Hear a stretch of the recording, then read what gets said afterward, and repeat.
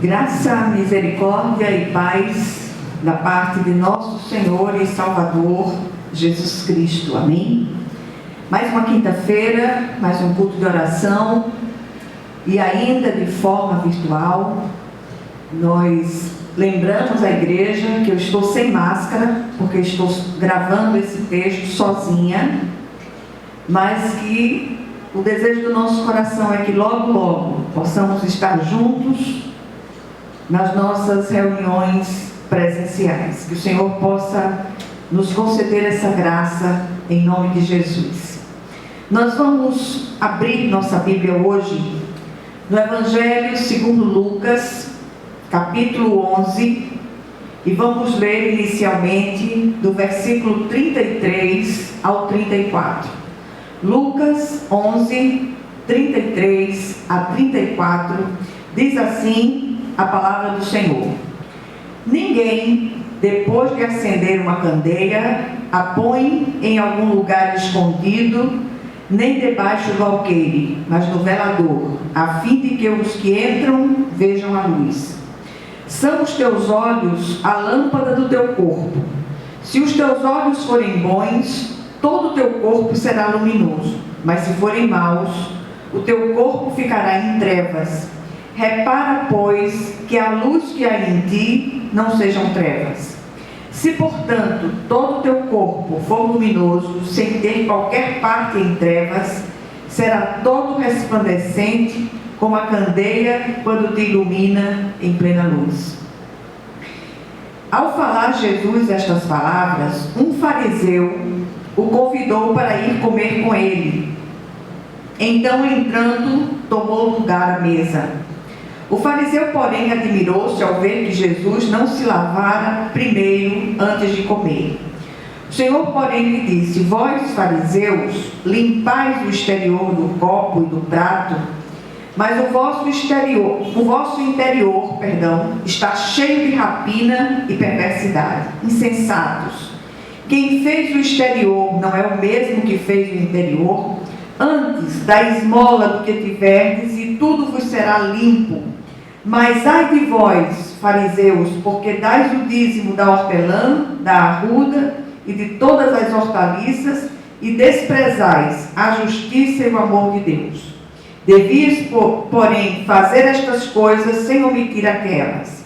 Ai de vós, fariseus, porque gostais da primeira cadeira nas sinagogas e das saudações nas praças. Ai de vós, que sois como as sepulturas invisíveis, sobre as quais os homens passam sem o saber. Amém? Vamos orar. Senhor nosso Deus e nosso Pai Celestial, vem falar ao nosso coração através desse texto, vem abrir os nossos olhos espirituais, ilumina os olhos do nosso entendimento, para que possamos compreender aquilo que o Senhor deseja ministrar a cada um de nós no dia de hoje, em nome de Jesus. Amém. Glória a Deus. Nós queremos começar essa mensagem com uma afirmação seguida de uma pergunta. Fomos chamados a refletir a luz que é o Cristo. Temos refletido? Que nós possamos meditar acerca tanto da afirmação quanto da pergunta. O desejo do nosso coração é que reflitamos sobre o quanto da luz que é o Cristo tem verdadeiramente refletido através de nós. A palavra cristão tem o sentido de pequeno Cristo. É tanto uma responsabilidade quanto um privilégio. E as duas coisas não são excludentes. Neste capítulo, Jesus traz aqui ilustrações sobre a repercussão da palavra de Deus no coração de quem a ouve.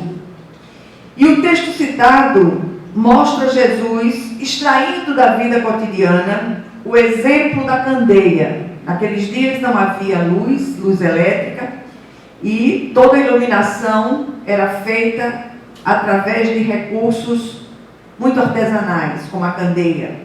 e a candeia deve ser colocada no alto do velador, para alumiar toda a casa. Em seguida, ele aplica a ilustração dada à vida de um religioso, que o convida para jantar, e se choca por Jesus não obedecer ao ritual de purificação observado pelos judeus antes de comer. Que lição aquele religioso recebeu de Jesus ali? E nesses dias nós temos pensado muito acerca da segunda vinda do Cristo. Todos os acontecimentos mundiais, eles apontam para aquele dia glorioso.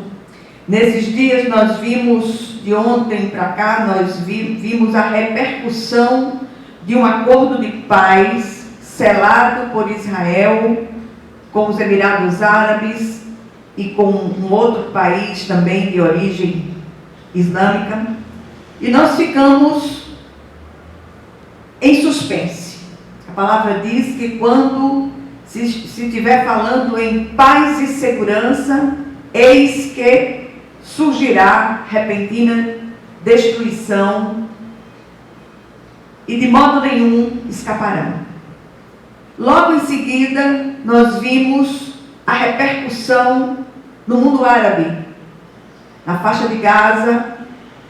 Da faixa de Gaza, muitos foguetes foram lançados em direção de Israel, enfim.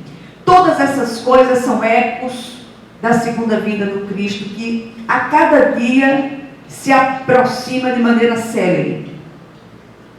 E aí a gente para pensar o que nós temos feito como cristãos, o que nós temos passado para as pessoas nos últimos tempos, sobretudo e especialmente a Igreja Ocidental, sempre muito ocupada, muito atarefada, com muitos ativismos, mas que pouco tem buscado do enchimento do Espírito.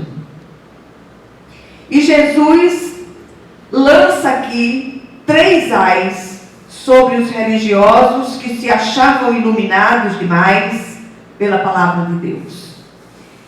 Será que a gente não está vendo o surgimento de um neofarisaísmo nos nossos dias? É bom pararmos para pensar. Muitos religiosos são tão religiosos que a religiosidade se torna repulsiva. Aí o primeiro ai de Jesus, contra os que colocam a religiosidade exterior acima da justiça ou do amor de Deus. Versículos 37 a 40 e versículo 42 diz: Ao falar Jesus estas palavras, um fariseu o convidou para ir comer com ele. Então, entrando, tomou lugar à mesa. O fariseu, porém, admirou-se ao ver que Jesus não se lavara primeiro antes de comer. O Senhor, porém, lhe disse: Vós, fariseus, limpais o exterior do copo e do prato, mas o vosso interior está cheio de rapina e perversidade. Insensatos! Antes da esmola, insensatos! Quem fez o exterior não é o mesmo que fez o interior. Antes da esmola do que tiverdes, e tudo vos será limpo. Mas ai de vós, fariseus, porque dais o dízimo da hortelã, da arruda e de todas as hortaliças, e desprezais a justiça e o amor de Deus. Devias, porém, fazer estas coisas sem omitir aquelas. Prestemos atenção ao poder revelador da palavra de Deus. E eu não estou falando desse poder na vida do outro, mas na nossa própria vida. E a gente tem insistido muito nos últimos tempos para o fato de que nós não somos fiscais da fazenda celestial, da vida do outro, mas somos parceiros com o Espírito Santo para fiscalizar a nossa própria vida e a nossa própria conduta cristã. Isso é sério demais. E aí, nós somos chamados para ser luz. Sejamos luz. Façamos a diferença com atos concretos de amor. O Senhor não está preocupado com o cerimonialismo de fachada, antes ele deseja que o glorifiquemos com atos concretos de amor.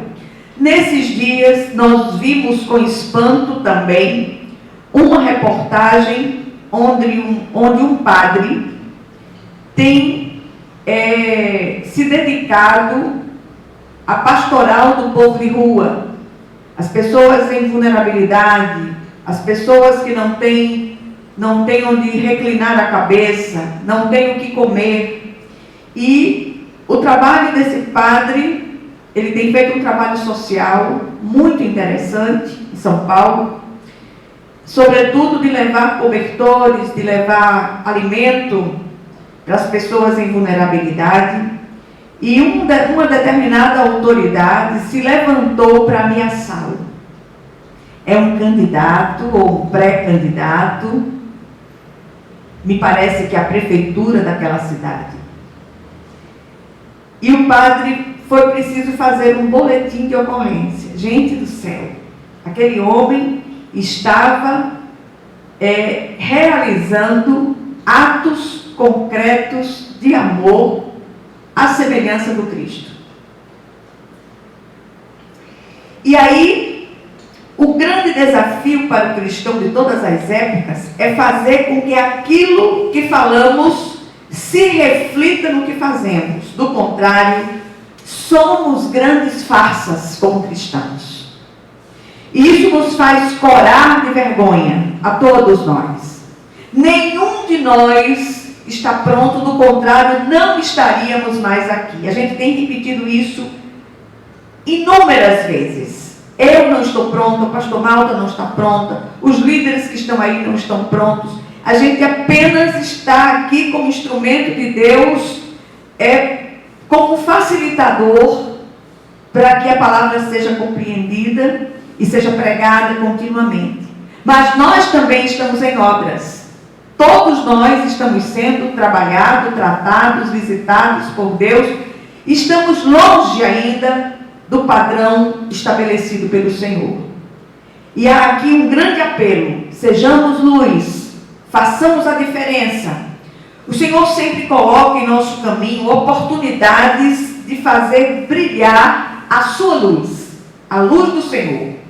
Essas oportunidades são como fotômetros de Deus para ver quanto de sua luz há em nós, que dizemos ser cristãos.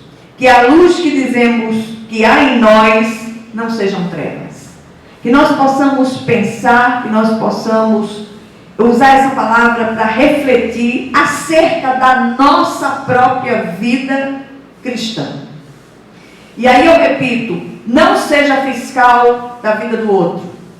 Não procure apontar os erros dos outros. Aponte os seus próprios erros. Apontemos os nossos próprios erros. Quanta coisa em nós precisa ser mudada. Quanto litígio no meio do povo de Deus, sem necessidade. E aí, vem o segundo ai. Contra os que valorizam o prestígio, o aplauso e a honra dos homens mais que a glória de Deus. O versículo 43 diz: ai de vós, fariseus, porque gostais da primeira cadeira nas sinagogas e das saudações nas praças. Parece que essa atitude tem feito escola através dos séculos. O poder revelador da palavra de Deus, semelhante ao poder da luz, se revela sem esforço. Nada fica oculto diante da luz. O autor de Hebreus diz: pois a palavra de Deus é viva e eficaz, e mais afiada que qualquer espada de 2 gumes. Ela penetra ao ponto de dividir alma e espírito, juntas e medulas, e julga os pensamentos e intenções do coração. Nada em toda a criação está oculto aos olhos de Deus. Tudo está descoberto e exposto diante dos olhos daquele a quem havemos de prestar contas. Hebreus 4, 12 a 13, a parte A do versículo. A palavra de Deus é luz que brilha neste mundo escuro e expõe as obras ocultas das trevas, principalmente as que estão no coração do homem. A luz, que é a palavra de Deus, ela vai aos porões da nossa carnalidade e revela aquilo que está oculto, está guardado a 7 chaves. É tempo de confessarmos pecados, é tempo de buscarmos a presença de Deus, clamando que o Senhor sonde o nosso coração e onde houver caminhos maus, Ele os tire de nós e nos reconduza ou conduza ao caminho eterno. E aí, não é de se admirar que as palavras mais duras do Senhor foram dirigidas aos religiosos de sua época. E o que nos faz pensar que seria diferente com os religiosos do nosso tempo? Misericórdia. Aí vem o terceiro ai, contra aqueles que são fontes de contaminação, ao invés de instrumentos da graça salvífica. Versículo 44. Ai de vós, que sois como as sepulturas invisíveis, sobre as quais os homens passam sem o saber. Que o Senhor, Ele tenha misericórdia de nós, nos fazendo discernir essas coisas em nome de Jesus. Eu li um artigo outro dia, muito bem escrito, que falava do pior pecado, e no início o articulista trazia algumas perguntas retóricas, instigantes, para fazer o leitor imaginar qual seria o pior dos pecados. E ao final ele revelava que o pior dos pecados é aquele sem arrependimento. Assim, o pior pecado é achar que não temos pecados. Nós somos pecadores, regenerados pela graça de Deus, mas ainda pecadores. Ainda estamos sujeitos a tropeços, a erros, a falhas. O que nos difere dos demais pecadores é que o Espírito de Deus em nós, Ele nos dá consciência de pecados e nos faz nos arrepender e, arrependidos, buscar o perdão de Deus. O que o texto nos leva a refletir, sobretudo nesses dias? Primeiro, fomos chamados para fazer a diferença. Temos feito? Cada um de nós é controlado pela luz ou pelas trevas. Não há meio termo. O destino do Filho de Deus é a aurora, não o crepúsculo. Segundo, muitas pessoas até começam a andar na luz, mas com o passar do tempo retrocedem, endurecem o coração, tornam-se opacas, resistentes à penetração da luz, e as trevas acabam prevalecendo. Terceiro lugar, outros acreditam estar seguindo a luz, mas a sua religiosidade ela é tão repulsiva que na realidade estão seguindo a escuridão, como os religiosos dos dias de Jesus, e acabam afastando aqueles que querem seguir ao Senhor. Quarto lugar, felizmente há os que são verdadeiros luzeiros no meio de uma geração pervertida e corrupta, brilham como candeias em lugar tenebroso e aonde quer que estejam, revelam a luz do Cristo. E por último, há uma chamada aqui a que reflitamos sobre isto e quanto da luz que é o Cristo tem brilhado em nós. Que nós possamos nos deixar ministrar e prescrutar pelo Espírito de Deus, à medida que a gente medita nessa palavra, uma palavra curta, uma palavra que dá para você ficar ruminando e pedindo que o Espírito continue ministrando ao seu coração.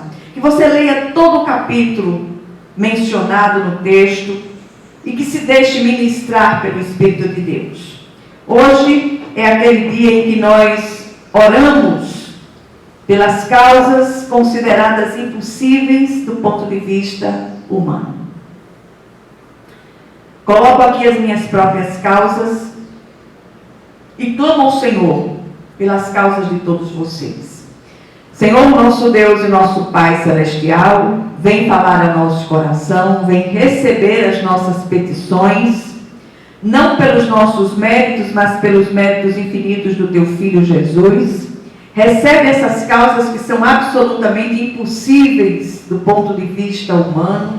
Aqui há pedidos de conversões, a pedidos sobre causas nas justiças, de litígios no meio do teu povo. Senhor, visita aqueles que têm sido protagonistas desses litígios, Pai querido e amado. Visita os relacionamentos, sobretudo os conjugais. Tem misericórdia dos enfermos. Visita essas causas, Pai, em nome do Senhor Jesus, e responde segundo a tua excelsa e soberana vontade, em nome e por amor de Jesus. Amém.